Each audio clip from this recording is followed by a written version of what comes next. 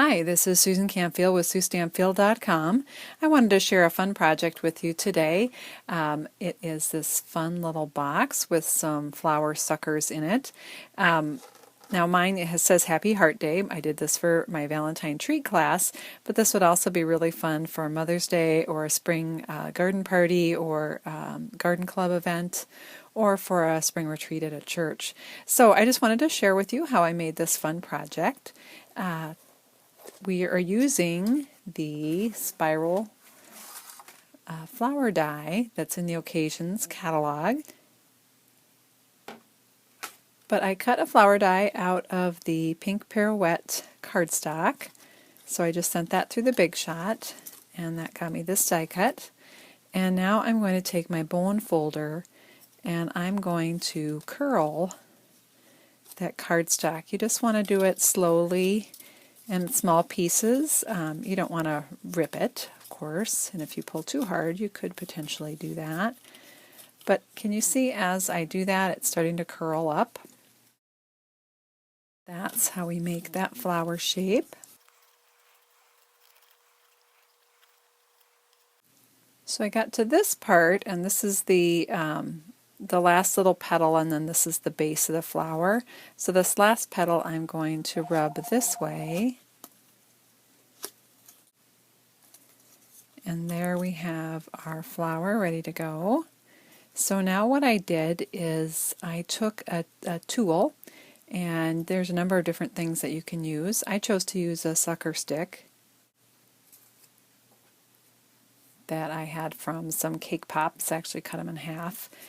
You could use a bamboo skewer would work as well, or perhaps your paper piercing tool, although that would be a little fatter. And then you're just going to roll the flower around the stick.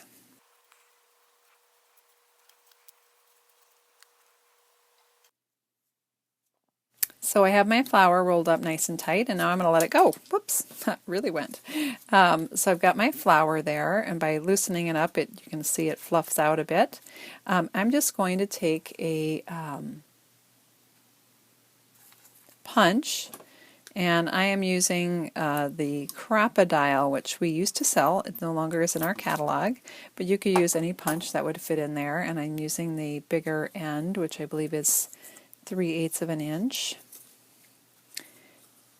And that's where my sucker stem is going to go. So I've got my sucker here, and I'm going to attach it now. And it's a little bit easier if you unwind it, stick it in that way. And you want, I don't know if you can see, the paper part, you want that to go all the way through the hole as well. That's why I did the biggest hole that I had to choose from, and then that way it'll just be a nice and tight flower. So you want it at the base of the sucker. So now I'm going to wrap my flower back around.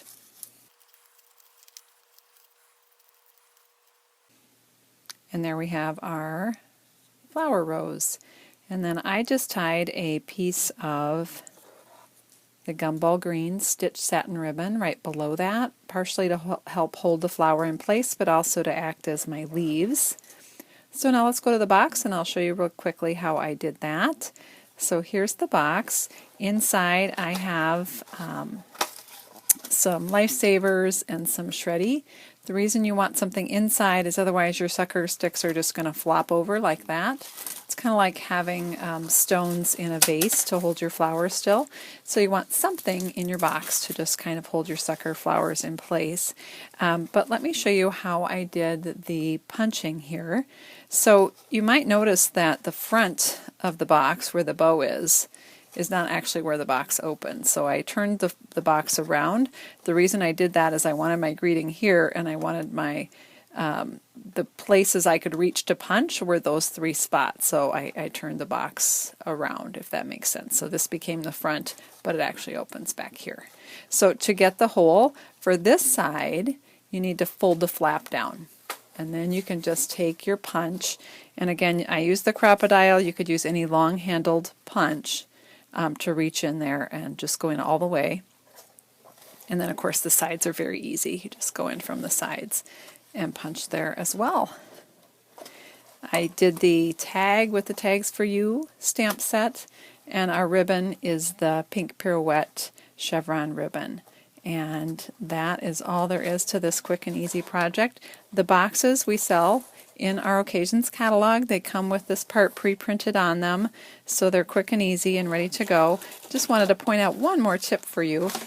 If you happen to get your box, and I had some of them where there were some lines, almost like wrinkles back here, and I found out that these actually have a protective screen on them to keep them from getting scratched during shipping.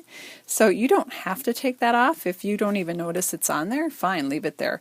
But if you notice some flaw or bubble, that's just in the protective sheet that needs to come off. It's just kind of like saran wrap. So that's one little tip for you. Have fun making these cute flower boxes to give to your friends. Thanks for stopping by today.